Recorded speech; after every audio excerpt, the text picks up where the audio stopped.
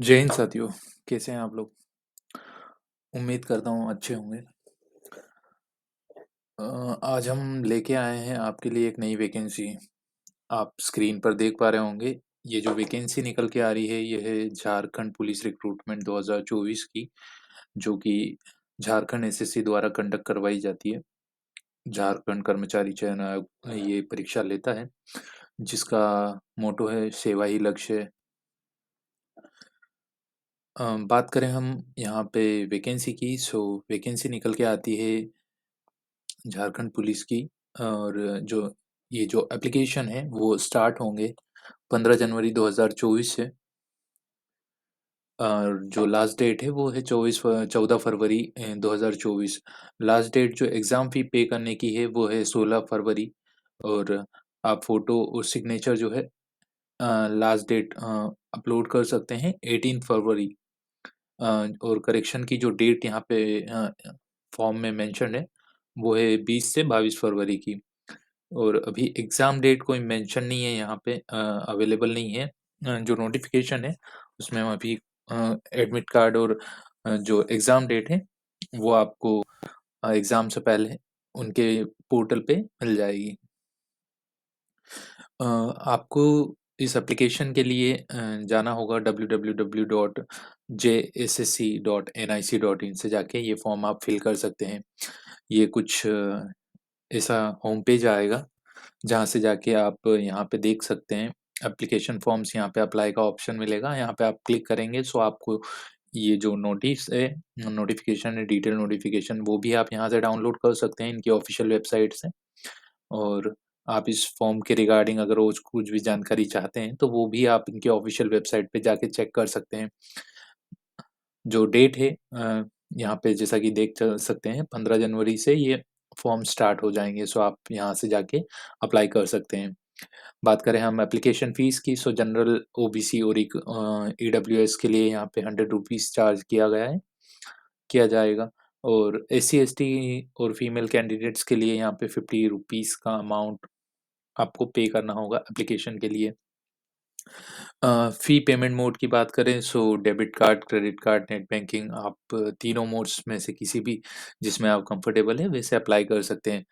बात करें हम वैकेंसी की, सो यहाँ पे जो वैकेंसी है जिला स्तर पे ये वैकेंसी है। और आप देख सकते हैं कि जो रांची की है कुल 76, खूंटी की है 86, सिमडेगा की 103, गुमला की 12, हजारीबाग की 212, कोडरमा की 42, चतरा की 50, गिरिडीह की 452, रामगढ़ की 200, बोकारो की 136, धनबाद की 337, पलामू की 44, लातेहार की 112, दुमका की 164, जामताड़ा की 52, देवघर की 343, गोड्डा की 46, सोएबगंज की 131, पश्चिमी सिंहभूम की 322, सरायकेला खरसावा की 305, और जीएपीटीसी की 10 वैकेंसी, रेल डीएनबी, ये कुछ अन्य विभाग हैं उनके 244 है। जेडब्ल्यूएफएस की 14, सीटीसी की 52, रेल जेएसआर की 254 और खूंटी की 27। यहाँ पे आप देखेंगे कि खूंटी की 2 वैकेंसी है।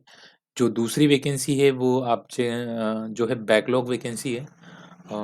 बैकलॉग वैकेंसी जो कह सकते हैं आपकी जो पिछले साल नहीं आई है, और वो जो वैकेंसी है वो आगे कैरी फॉरवर्ड होती है, वही है बैकलॉग वैकेंसी। सो यहाँ पे जो खूंटी की दोबारा से वैकेंसी बैकलॉग वैकेंसी है वो है 27, गुमला की है 51, लोहरदगा की 123, हजारीबाग की 146, कोडरमा की 17, चतरा की 127, पलामू की 148, लातेहार की 50, गढ़वा की 4, पाकुड़ की 49, पूर्वी सिंहभूम की 288, जेपीए की 6, रेल डीएनबी की 43, जेडब्ल्यूएफएस की 20, सीटीसी की 20 और रेल जेएसआर की 1 वैकेंसी।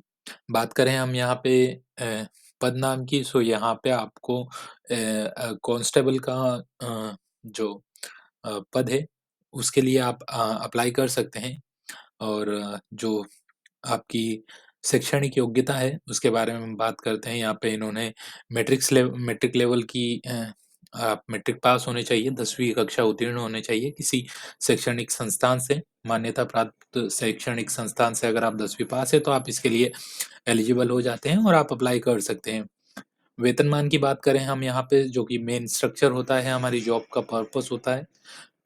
यहाँ पे 21,700 से 69,100 ये मैट्रिक्स लेवल 3 के अनुसार ये पेमेंट रहेगा। इसके अलावा जो आपके भत्ते रहेंगे वो इससे अलग रहेंगे। ये इन हैंड सैलरी नहीं है। सो ये बेसिक है आपका। इसके अलावा आपको जो भत्ते मिलेंगे दूसरे, जो अलाउंसेस रहेंगे, वो आपको अलग से ऐड ऑन रहेंगे। बात करें हम आरक्षी के लिए, जो ऊंचाई और सीना इन्होंने मांगा गया है, अनारक्षित वर्ग के लिए 160 सेंटीमीटर न्यूनतम रखी गई है। सीना इनका 81 रहना। अ, अनुसूचित जाति और अनुसूचित जनजाति के लिए यहाँ पे 155 सेंटीमीटर हाइट रखी गई है, और जो चेस्ट है वो है 79। जो ईडब्ल्यूएस और पिछड़ा वर्ग है, उनके लिए 160 और 81 रखा गया है। महिला के लिए यहाँ पे सिर्फ ऊंचाई मेजर होगी। ओके। फिजिकल फिटनेस के बारे में बात करें हम, सो मात्र पुरुष अभ्यर्थियों को सीने का माप का जांच किया जाएगा। अभ्यर्थी की शारीरिक माप विवरणिका की कड़िका में अनुरूप होगी। पुरुषों के लिए यहाँ 10 किलोमीटर की रेस होगी, जो कि 1 घंटे का समय दिया जाएगा, और वहीं पे महिलाओं को 5 किलोमीटर की आधे घंटे में।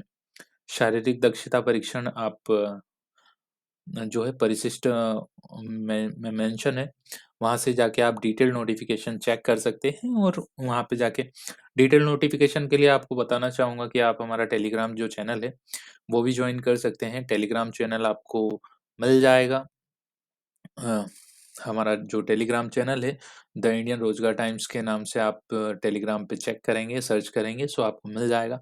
आप वहाँ जाके चेक कर सकते हैं। हम वहाँ पे अपनी जो भी नई अपडेट आती है, जो भी नई रिक्रूटमेंट आती है, उसके रिगार्डिंग हम ऑफिशियल पोस्ट के साथ में हमारे जो डिटेल्ड है, डिटेल नोटिफिकेशन और जो न्यू पोस्ट है, उसकी जानकारी समय-समय पर अपडेट करते हैं। इम्पोर्टेंट नोट की बात करें, सो अभ्यर्थी की शारीरिक बनावट में मुड़ा घुटना, धनु पैर या समतल पैर, सफेद शिरा, उंगलियों के उचित ढंग से नहीं घूमना, दृष्टि दोष, कलर ब्लाइंडनेस, रतौंधी, या जो भी यहाँ पे चिकित्सीय जांच होगी, उसके बाद ही आप इस पोस्ट के लिए एलिजिबल हो पाएंगे। बात करें हम एज लिमिट की, सो यहाँ पे आपको एज लिमिट जो न्यूनतम गणना होगी, आपकी मिनिमम आप 2023 तक 18 वर्ष के हो जाने चाहिए, और आपकी जो अधिकतम सीमा की गणना होगी, उम्र सीमा की गणना होगी, वो रहेगी 1 अगस्त 2019 तक। न्यूनतम आप 18 वर्ष के लिए, 18 वर्ष अगर 2023 अगस्त तक कंप्लीट होते हैं, सो आप इसके लिए एलिजिबल हो जाते हैं। आपकी जो एज है, अनारक्षित वर्ग की 25 वर्ष होना चाहिए।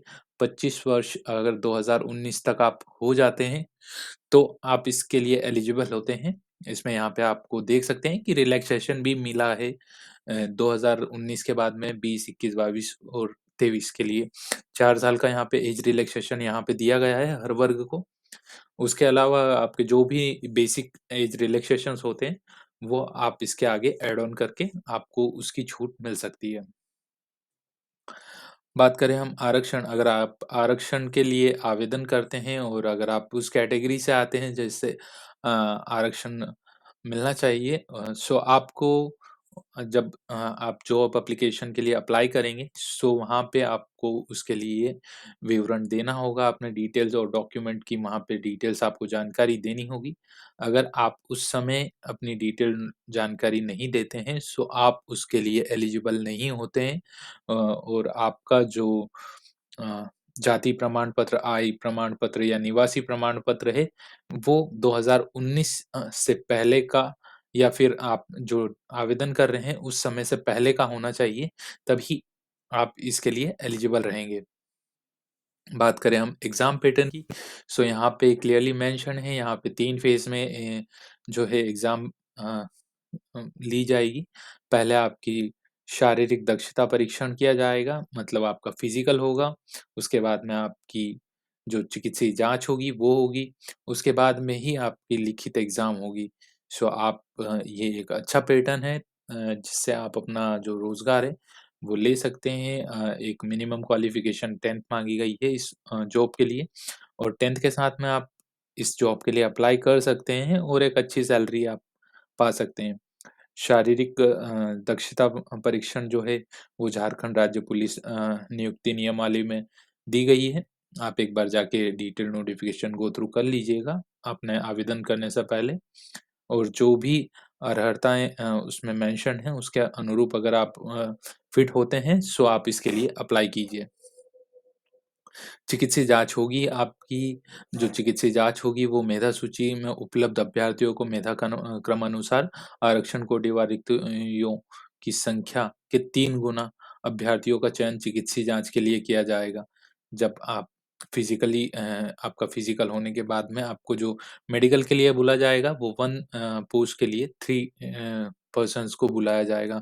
मतलब अगर आपकी 4000 वैकेंसी है सो आपको ऑलमोस्ट 12,000 जो बच्चों को वो मेडिकल के लिए बुलाएँगे। उसके बाद में आपकी जो लिखित एग्ज़ाम होगी, वो लिखित एग्ज़ाम के बाद में आपका सिलेक्शन होगा और नॉर्मलाइज़ेशन होने के बाद में आपको जो आंसर शीट है, वो आपकी मतलब आपका जो कट ऑफ है, वो निर्धारित होगा। मेधा सूची के गठन की अधिमानता अगर आपने लिखित परीक्षा में उपयुक्त उपकणिका में निर्धारित अंक प्राप्त करने वाले अभ्यर्थियों में से यदि कोई अभ्यर्थी केंद्र सरकार या झारखंड सरकार द्वारा मान्यता प्राप्त रक्षा शक्ति विश्वविद्यालय से स्नातक या डिप्लोमा की डिग्री उपाधि कर चुका है सो उसके लिए यहाँ पे उन्होंने अलग वेटेज मार्क्स दिए गए हैं उन्हें जो है एडिशनल मार्क्स अलॉट होंगे जो डिस्टिंक्शंस से अगर आप अपना ग्रेजुएशन या डिग्री या आपके पास में जो डिग्री है उसमें अगर आप डिस्टिंक्शन से पास होते हैं सो उसमें आपको 10 नंबर मिलेंगे एडिशनल मार्क्स। अगर आप फर्स्ट डिवीज़न से पास होते हैं तो 8 मार्क्स, सेकंड डिवीज़न से 6 मार्क्स और सिर्फ़ अगर आप पास हैं, बाकी अच्छे नंबर नहीं है सो उस कंडीशन में भी आपको एडिशनल मार्क्स 4 मार्क्स मिलेंगे। अ, आपके ये नंबर आपको बहुत हेल्प करते हैं, आपकी रोज़गार पाने में और एक आपकी रैंक में।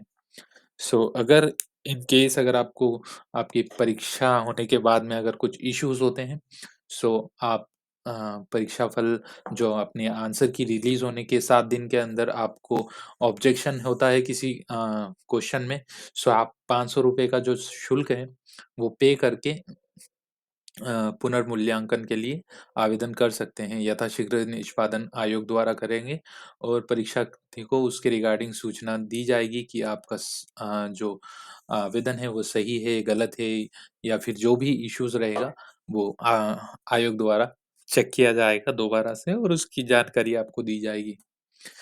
अगर आपको ये वीडियो पसंद आया हो सो अ, आप हमारे चैनल को लाइक, शेयर, सब्सक्राइब कीजिए।